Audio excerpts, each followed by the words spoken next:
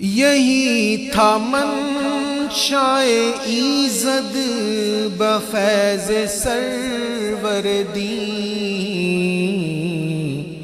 کہ چل پڑے تیرا خط دیکھتے ہی آب عمر۔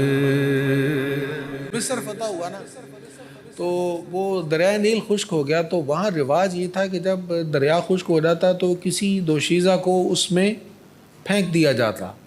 تو ان لوگوں نے یہ سمجھا تھا کہ دوشیزہ کو، کسی کنواری لڑکی کو اس میں اگر پھینک دیں گے، بیچاری کو مار دیں گے اس میں پھینک کر، تو دریا چل پڑے گا۔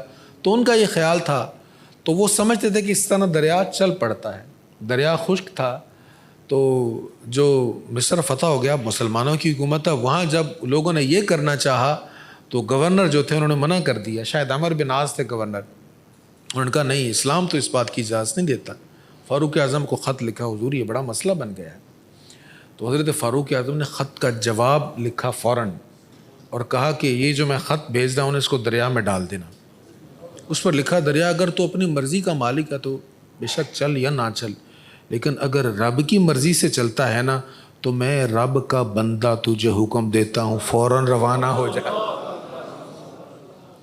اب فاروق اعظم کا خط جیسے ہی اس میں پھینکا، ایسا روانہ ہوا آج تک چل رہا ہے کہ چل پڑے تیرا خط دیکھتے ہی آب